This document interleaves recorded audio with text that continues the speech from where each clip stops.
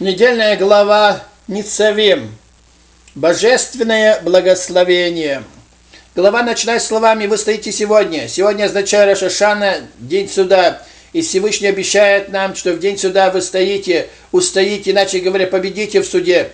Это благословение обещано, а сразу после него следуют детали, кто именно устоит в этот день. Главы колен ваших, старейшины ваши, надсмотрщики ваши, каждый человек в Израиле, дети ваши, жены ваши и прозалиты правды. Второзаконие 29, 9, 10. Пообещал благословить свой народ, Всевышний объяснил, зачем ему это надо, чтобы вступить тебе в союз с Богом, всесильным твоим. Это означает, что Бог заключил союз с народом Израиля. Обновленный союз. Итак, все вы приведенные к принятию союза завета, согласно одному мнению, прежде был нарушен грехом золотого тельца. По другому мнению, новый союз был нужен, чтобы создать из сынов Израиля еврейский народ. Некоторые авторитеты Торы говорят, что новый союз был нужен, потому что народ готовился вступить в страну Израиля, чтобы предостеречь евреев от идолопоклонства. В наши дни Равинский суд во многих случаях повторный гиюр делает на Святой Земле тем, кто сделал в диаспоре, в ортодоксии. Я таких людей знаю, встречался в Иерусалиме. Причина диаспора. Итак, проклят, кто не исполнит завет, сказанного в Торе. И обновлено после нарушений идолопоклонства. Второзаконие 29, 11. В Танахе многократно был обновлен завет, ибо нарушение народа, когда он нарушал заповеди, он попадал под проклятие. Иеремия 11 глава. В лице Ездры и других обновлялись, восстанавливались завет.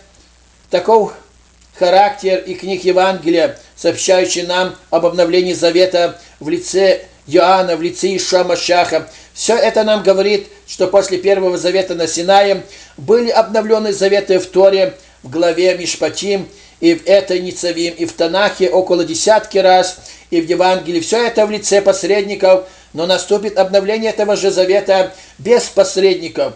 Это сам человек напрямую с Творцом в 7 тысячелетии. Этот завет будет вечный, и больше не будет падений спусков. И он будет вечный навечно, больше человек не спустится, не упадет, ибо конец будет времени исправления, уже не может быть падения, но в течение 6000 лет необходимо падение, спуск, чтобы души могли подняться еще более выше. Поэтому не удивляйтесь своему падению в жизни, ибо оно пришло по одной причине, чтобы вам больше подняться.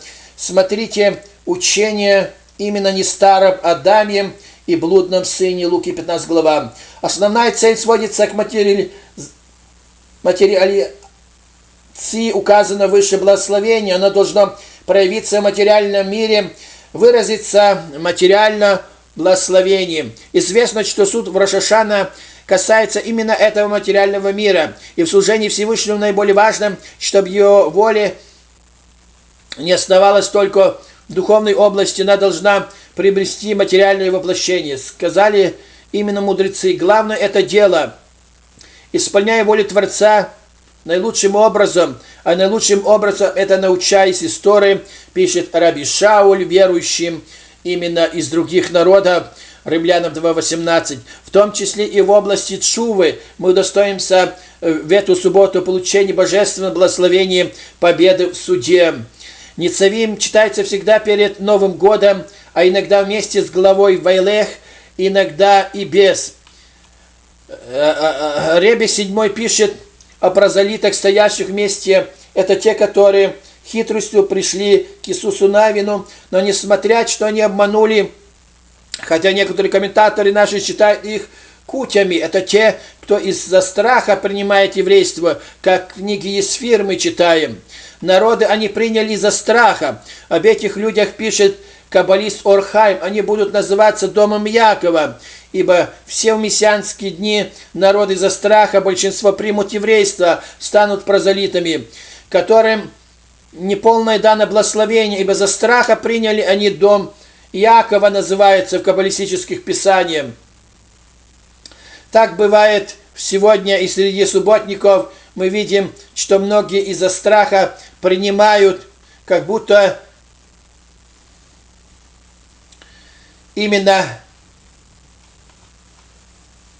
нет других путей, посредством которых именно учат более возвышенные принятия именно еврейства через любовь, как это делал Руф и много другие, не через скорость, как некоторые принимают еврейство из-за страха, когда еврейский народ был сильный и так далее, или из-за выгоды, когда экономические положения стран, в которых люди живут, язычники, их страны пали, а развивается святая земля, государство Израиля более высшее, поэтому они принимают гиюр, чтобы именно в землю Израилеву жить, наслаждаться материальными, но они не соблюдают закон Божий во всей полноте, не стремлятся его познать в духе, только плотскую выгоду. Таковых много есть субботников, которые сегодня именно делают гиюр только ради плотского, но не ради духовности, чтобы познавать именно в духе закон Божий, чтобы слово Торы распространять. Наоборот, с еврейской святой земли раввины посылают посланников, которые идут в диаспору и там обучают народы закону Божьему, заповедям. А эти люди только ищут выгоды плотской. Итак, одни из-за страха, а другие из скорости именно принимают еврейство и входят в землю обетованную. Но мы должны, те, которые хотят присоединиться, они должны в духе Руф с любовью это делать. Итак, евреи стоят вместе благодаря и входят в союз между Богом. В хасидизме объясняется разница между службой весь год и службой на Новый год. Весь год человек служит, его служба связана с пониманием. Но вот Новый год выше, чем понимание. В течение года нужно также подняться выше простого понимания, чтобы его служба приближалась к службе, как Новый год, как весь мир стремится к святому святых. Еврей надеется, что в Новый год Бог им даст сладкий год, их дому, чтобы дал им много хорошего. А для хорошего нет предела, поэтому Бог постановил эти 10 дней, чтобы евреи молились в эти дни, чтобы достичь к Йом-Кипуру больше и больше. Что это за служба в эти дни? Тшува, тфила, цдока. При помощи этих трех вещей можно добиться, что Бог даст много на целый год обильных духовных и материальных благословений. У неевреев тоже это может быть, но есть большая разница между евреем и язычником. У язычника есть раскаяние, а у нас нет этого, у нас тшува, возвращение. Какая же разница между раскаянием язычника и тшува еврея? Когда человек раскается, он хочет идти новой дорогой. Ему горько, что он сделал плохую вещь или не сделал хорошую. А в евреи это нет, а наоборот. Тшува, возвратиться назад, он сам в себе хорош, он возвращается к своему корню по природе, они не грешные, как язычники. Святой Павел сказал, мы по природе иудеи, а не грешники, язычники, Галатам 2:15. Даже праведников евреев, у них есть тшува, возвратиться к более высшему духовному аспекту. Даже злодей может вернуться в любое время, вернуться к тому, что в нем скрыто хорошее, святое. Молитва язычников – это просьба, дай. А у нас это твила, это не просьба. Он хочет объединиться, чтобы быть одним с Богом.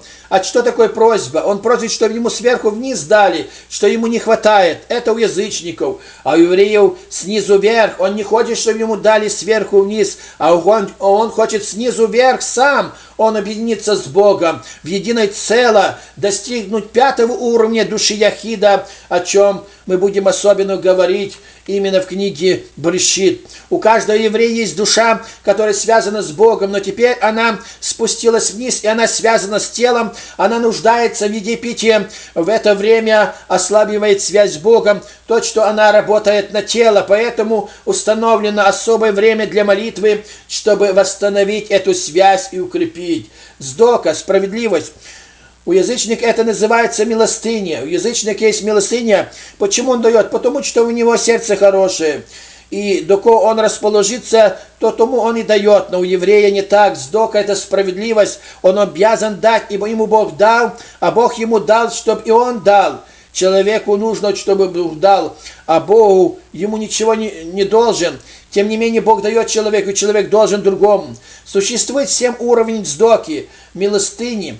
Тот, кто дает, знает, кому дает. Тот, кто дает, не знает, кому дает. Тот, кто берет, не знает, кого берет. Тот, кто берет, знает, от кого берет. Не знает тот, кто дает, кому дает. И не знает тот, у кого берет. Об этом учил Иешуа в Матфея 6 главе. Уровень высшей цдоки. И 7, высшая помощь еврею устроиться на работу. Помочь еврею подняться выше в духовном аспекте, чтобы он стоял, как у нашей главе сказано, и не падал, ибо время уже 7 тысячелетия. Поэтому вы стоите.